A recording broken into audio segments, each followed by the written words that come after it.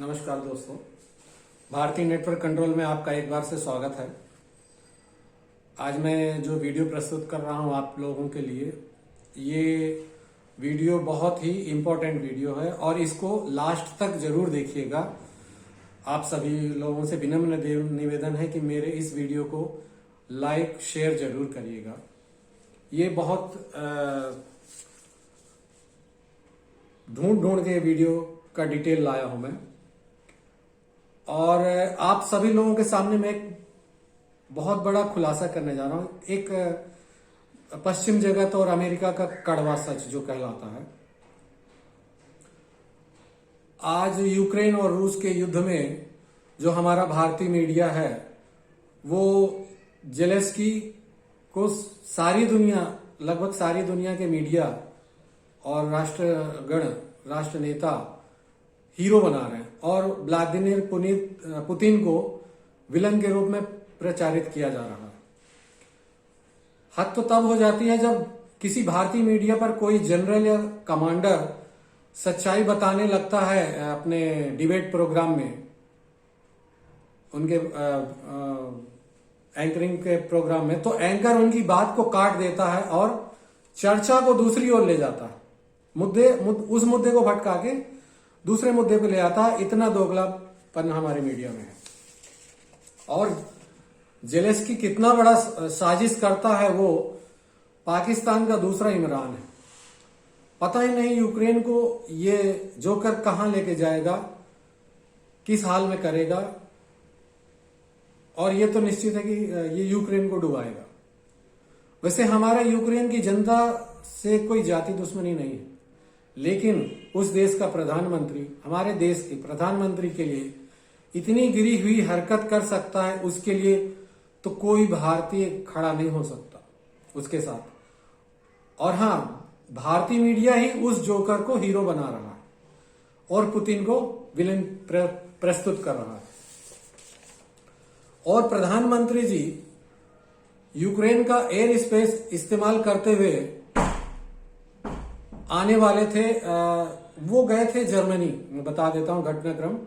17 जुलाई 2014 Frankfurt में कोई अंतर्राष्ट्रीय सम्मेलन हो रहा था।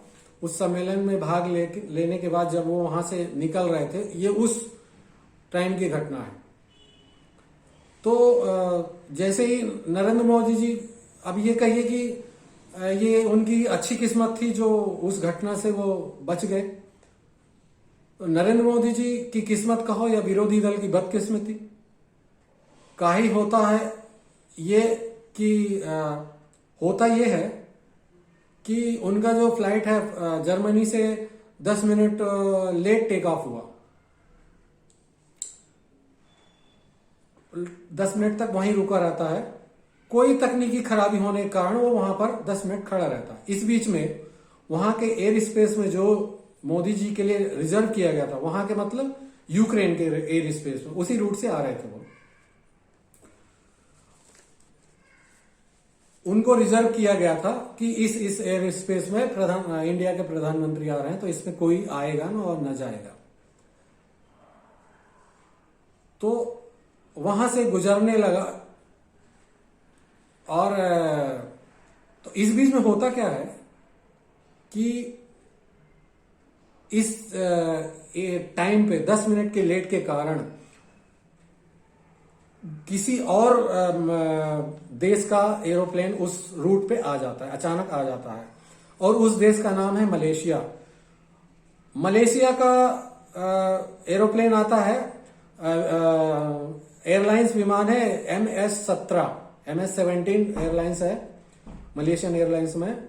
उसमें 298 पैसेंजर सवार थे और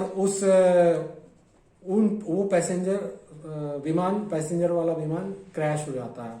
होता यह है कि जिस समय मोदी जी आने वाले थे, उसी समय नीचे यूक्रेन की धरती पर दुश्मन लोग अपना टारगेट लेके बैठे हुए थे कि कब मोदी जी हैं अब इनको हिट करें, इनके एयरप्लेन को। तो नीचे से मिसाइल अटैक होता है। ये मिसाइल अटैक होता है मोदी जी के प्लेन पे।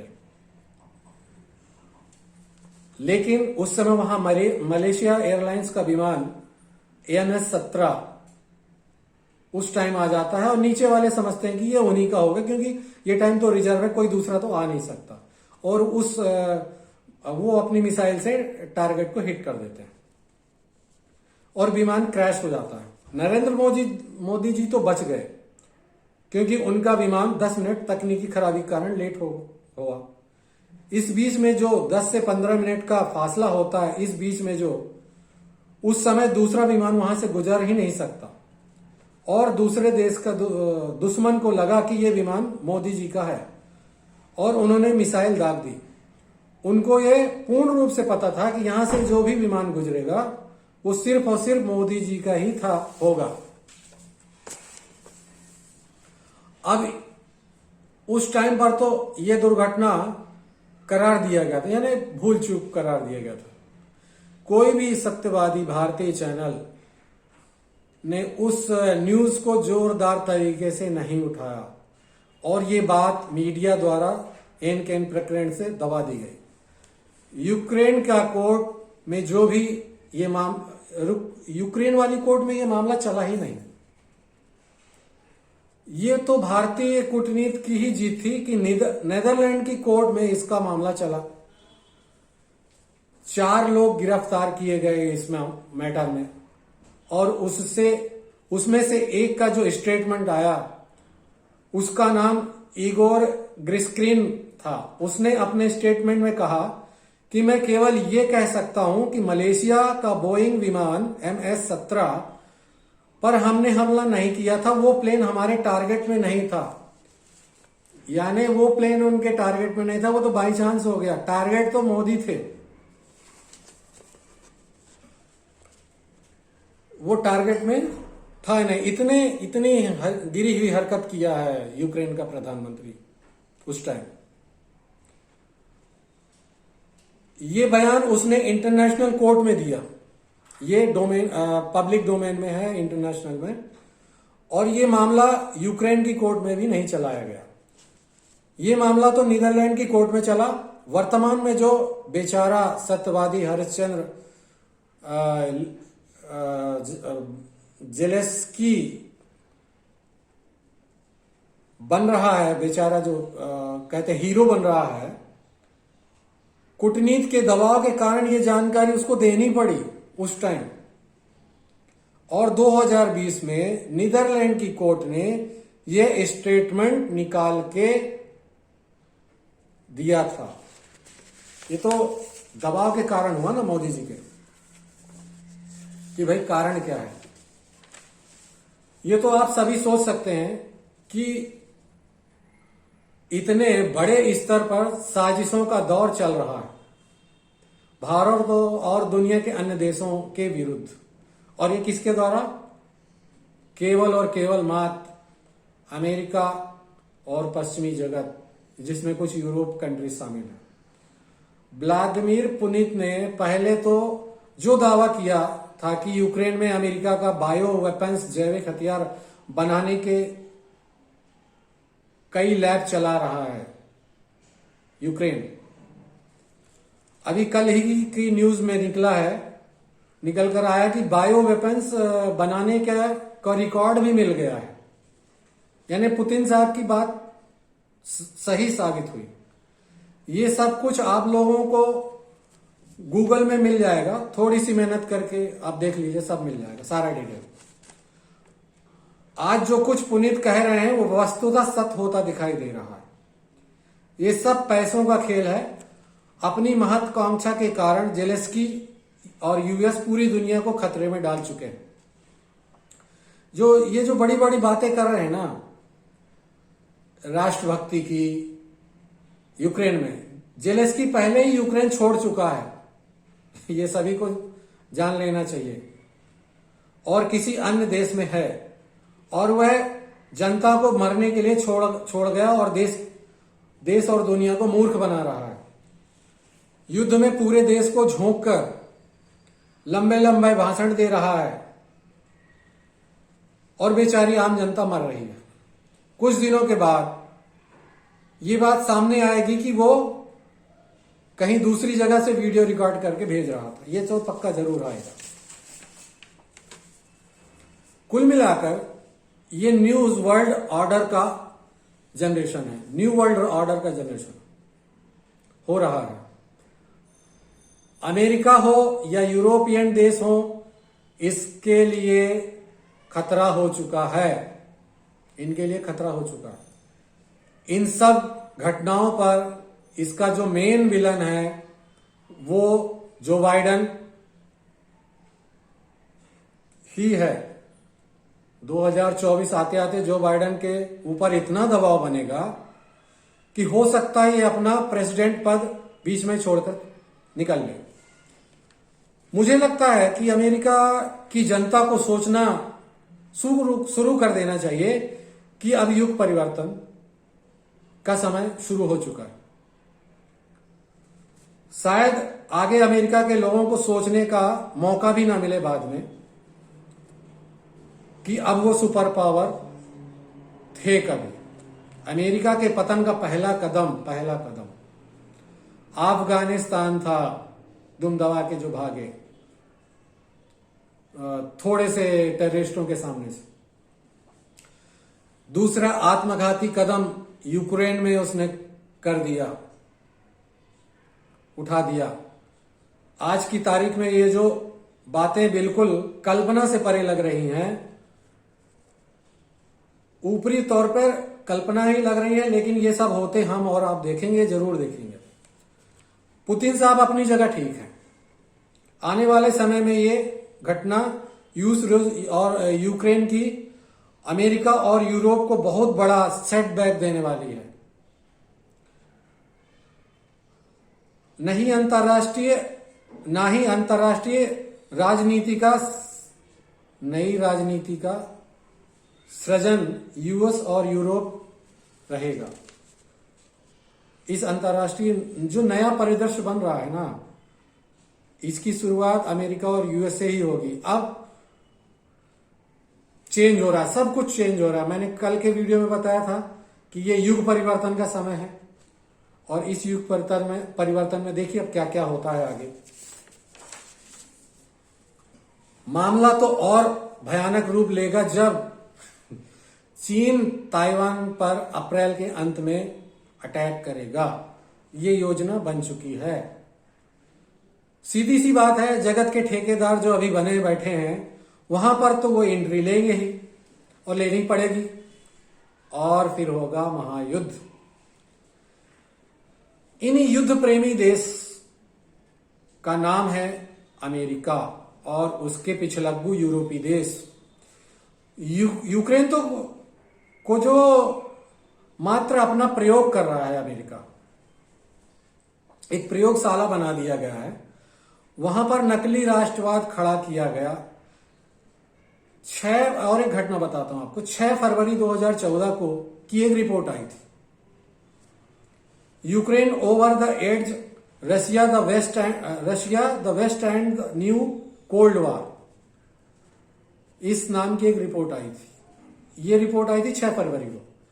दूसरी रिपोर्ट आई थी sniper massacre on Maidan in Ukraine 2017। ये दूसरी रिपोर्ट आई थी कि कैसे अमेरिका यूक्रेन को तोड़ने के लिए आंदोलन वादियों को भड़काने के लिए स्नाइपर यानी शार्प शूटर तक का प्रयोग किया। उस 2014 के राष्ट्रवाद आंदोलन में 50 लोगों को शार्प शूटर स्नाइपर्स ने गोलियों से भूंजा है, हत्या किया है। उसके यूक्रेन की सत्ता का तख्ता पलट किया था उस टाइम उसने, इन सीआईए और स्नाइपर्स के द्वारा। यहां तक कि यूक्रेन की पुलिस को भी शूट किया गया, पुलिस वालों को भी हत्या की गई थी। हत्या देश को, और कुछ देश के जाने माने लोग भी हत्या का शिकार हुए। इस आंदोलन का नाम था मास्करेड ऑन द मैदान इन यूक्रेन।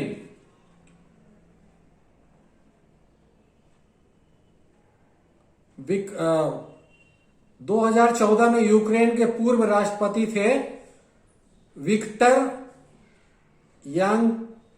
यांकोविक नाम के एक राष्ट्रपति थे, उनको तख्ता पलट करके हटाया गया। एक और रिपोर्ट आई थी रीयूटर के द्वारा। रीयूटर एक न्यूज एजेंसी है यूरोप में, उसकी वेबसाइट पर ये सारी रिपोर्ट अभी पड़ी है, आप ढूंढ सकेंगे। 6 फरवरी 2014 की है ये भी। इसमें leaked audio rivals embracing US exchange on Ukraine, इसको आप पढ़ सकते हैं इसकी वेबसाइट में जाके। यो रिपोर्ट खुलासा करते हैं, यूरोपेट जो यूरोपियन न्यूज एजेंसी है, खुलासा करती है कि कैसे यूक्रेन को बर्बाद करने के लिए अमेरिका ने खेल खेला। ये यूक्रेन में अमेरिका के राजदूत और सीआईए का अधिकारी और उस समय बराक ओबामा प्रशासन की एक बड़ी अधिकारी के बीच की बात रिकॉर्ड हुई, टेप मौजूद है। तीसरी रिपोर्ट आई थी 4 जून 2018 को, एरिक जूसस के द्वारा की ये रिपोर्ट है, how and why the US government perpetrated the 2014 coup in Ukraine, यानी तख्ता पलट यूक्रेन में कैसे मॉडर्न डिप्लोमेसी का प्रयोग में लाया जाए और कैसे किया जाए, और सीआईए का पूरा ऑपरेशन था इसमें। इसको पूरी दुनिया में, पूरे मीडिया में इस आंदोलन को पूरी दुनिया के मीडिया ने बहुत बड़ा चढ़ा के हाईलाइट किया था। बड़े पैमाने पर पैसा खर्चा किया गया दिखावे के लिए, दिखावे का एक नाटक किया गया, नकली राष्ट्रवाद पैदा किया गया। उस समय ऐसा आंदोलन खड़ा किया गया कि अमेरिका किस तरह से लोकतंत्र की लड़ाई लड़ रहा है, जबकि यह राष्ट्र सबसे बड़ा अलोकतांत्रिक राष्ट्र है। तब आपको उस समय समझ में आएगा कि हमारे भारतीय चैनल इन साजिशों पर क्या कर रहे थे। यूक्रेन के सीआईए का एजेंट आर्चेनिया यूक्रेनायत्र, इसको 2014 में यूक्रेन का प्राइम मिनिस्टर बनाया गया था। ये सीआईए का पक्का एजेंट है, बहुत पहले सीआईए का एजेंट था, और इन सब की सूत्रधार सीआईए की अधिकारी थी विक्टोरिया न्यूलैंड, जो ओबामा प्रशासन के स्टेट अफेयर देखती थी। एक बहुत बड़ा पद होता है स्टेट अफेयर्स ऑफ अमेरिका का, वो डिपार्टमेंट ये देखती थी। और सारा ओबामा प्रशासन ने सारे ओबामा प्रशासन को इस ऑपरेशन में लगाया गया था 2014 के तख्ता पलट में यूक्रेन में। ये में सभी बातें जितनी भी कही हैं, ये सब की सब गूगल में मौजूद हैं, आप लोग देख सकते हैं इसके लिए। तो आप आज जो भी घटनाक्रम हो रहा है, जो भी आप देख रहे हैं यूक्रेन में, इस घृणित काम का मास्टरमाइंड यूएस का प्रशासन, और केवल यूएस का प्रशासन ही है। ये लोग पूरी दुनिया में 2 बातों पर ज्यादा फोकस करते हैं तख्ता पलट करने के लिए। 2 चीजों पर बहुत ध्यान देंगे। पहला, राष्ट्रवाद, नकली राष्ट्रवाद पैदा करो, और दूसरा भ्रष्टाचार का आंदोलन। जैसे हमारे इंडिया में श्रीमान राहुल गांधी जी ने नकली भ्रष्टाचार का प्रचार किया, झूठा, राफेल के मामले में। झूठे आरोपों का दौर हमारे देश में भी था, जो कांग्रेस द्वारा रचा गया था। तो ये सब चीजें मैं इसलिए कह रहा हूं कि ये जो भी घटनाक्रम हो रहा है, इसमें आप इस मीडिया के बहकावे में मत आइए। ये मीडिया को बहुत सारे ट्रिलियन मिलियन डॉलर्स मिल चुके हैं और ये काम करते रहेंगे, लेकिन हमें अपना काम करना है। जो सच्चाई हकीकत की जो दुनिया में आज जो सही घटनाक्रम हो रहे हैं उसको लोगों के सामने लाना है, चाहे देश की बात हो या विदेश की बात हो। मैं विदेशी मामला इसलिए उठा रहा हूं कि ये मेरे देश से जुड़ा हुआ है, ये मेरे प्रधानमंत्री से रिलेटेड है, इसलिए ये सब बातें बता रहा हूं। और भी बहुत सारे खुलासे करते रहूंगा समय समय पे। प्लीज इस वीडियो को आप अंत तक जरूर देखें, शेयर करें, लाइक करें और सब्सक्राइब करें। जय हिंद, वंदे मातरम।